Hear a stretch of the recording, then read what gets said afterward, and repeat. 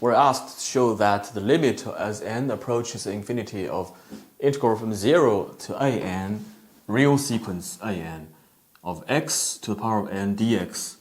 If it's equal to 2, then we want to show that the limit as n approaches infinity of the sequence an is equal to 1. And first, we're going to prove these lemmas. So just quickly, there are several different ways, but this time I'm going to use the binomial expansion for 1 plus alpha, positive alpha, to the power of n, positive integer n, that is using binomial expansion that is greater than or equal to.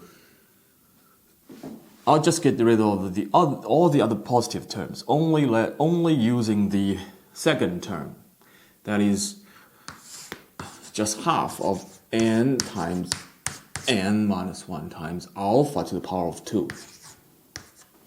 Alright, this is for alpha that's non-negative and n is a positive integer, right?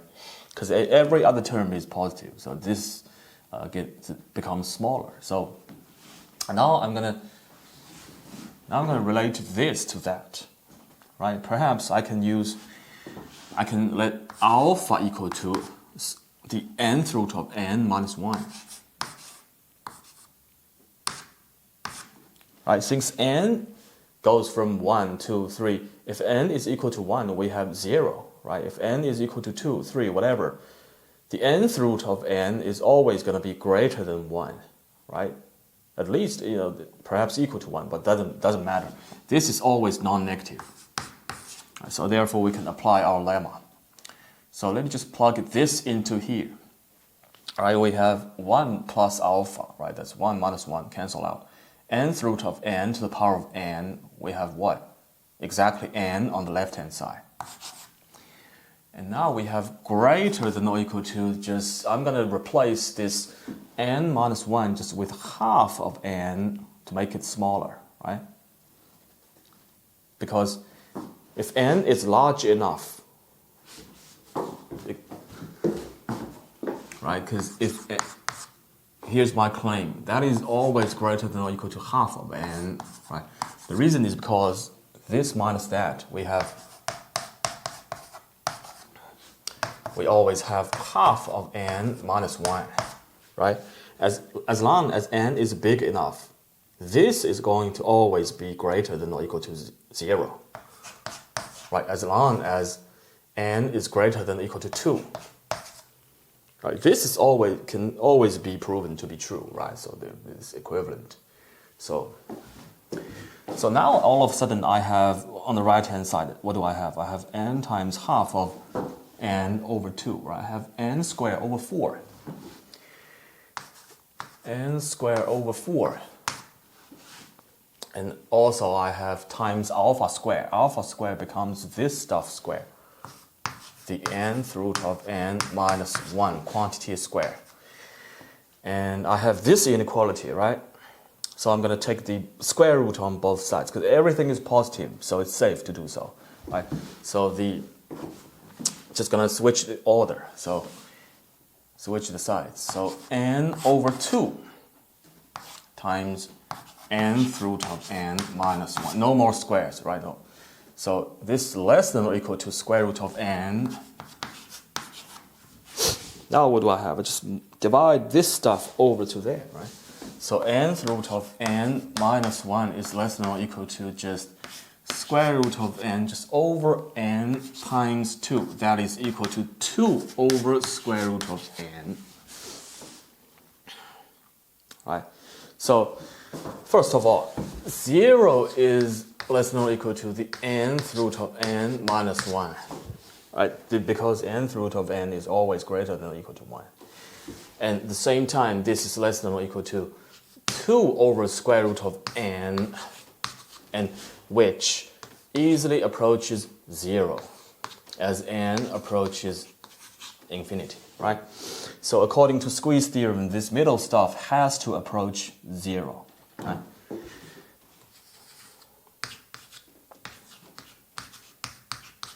Which means the nth root of n has to approach 1, right? So we're done with this lemma. And following the similar discussion, we can easily verify this theorem as well. All right, we're just gonna skip all the details. And then our main problem, right? This limit, right? This definite integral would. So it's easy for us to find its antiderivative. From 0 to an x to n dx. That is easily equal to antiderivative is just n plus 1. X to n plus 1 evaluated from 0 up to an, which is equal to, I plug 0 into it, we have 0. Plug an into it, we have n plus 1 an to the n plus 1. Right? That is approaching, according to the given condition, approaching 2 as n approaches infinity. Right? So which means, if I divide 2 over here, which means an to n plus 1 over twice of n plus 1 easily approaches 1 as n approaches infinity. Right? So what does that mean? So that means if I just, because when I saw power of n plus 1, I want to change the bottom into the same form. So which means an over twice of n plus 1 quantity. Let me just use the quantity nth root. Then I'm going to use perhaps n plus 1th root.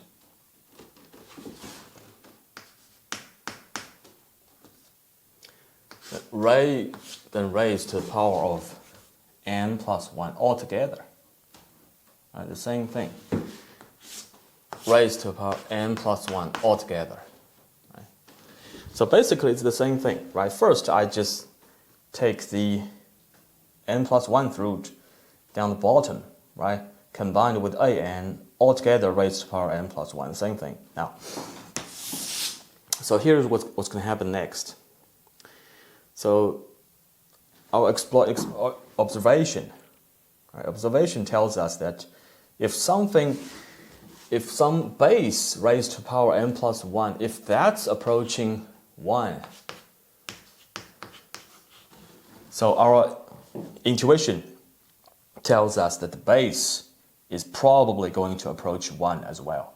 Otherwise, if the base was approaching, for example, half, right, then half to the power of n plus 1 will approach 0, right, which is not the case. If the base is approaching 2, then 2 to the power of n plus 1 is probably going to approach positive infinity, right, which is a contradiction. So if the base is not approaching anything, then we are not likely to achieve this result, right? So our intuition just tells us that the base is probably going to approach 1 as well. So to put it into writing more rigorously, we can say that since this whole thing is approaching 1, how about we take the logarithm on both sides, right? And check it out. So log of this, so we can just take down the power. N plus 1 times log of the base, right? Just an over the n plus 1th root of 2 times n plus 1. And that is approaching log of 1, right? Log of 1 is what? 0. Right?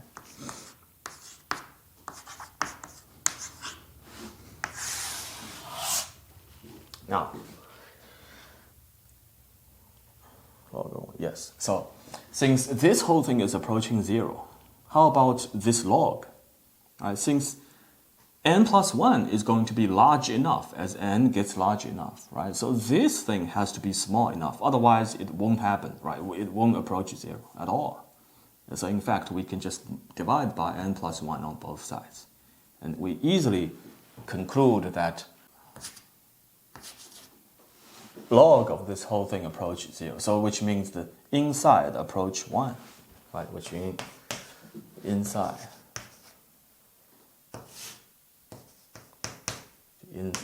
Inside.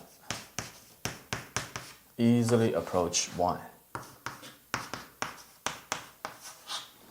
Which means if we can show that the bottom approaches 1, then we can show that the top also approaches 1, right? So the reason the bottom is because of our lemma, right? The nth root of n. Here we have what? Here we have the n plus 1th root of. So the bottom is in fact the n plus 1th root of 2 times the n plus 1th root of n plus 1. Right? Just distribute the n plus 1th root.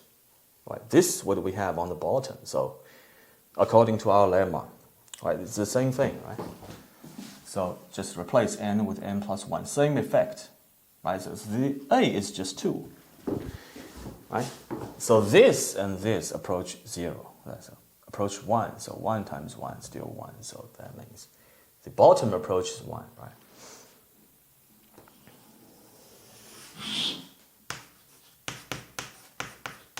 So there's no choice. AN has no choice but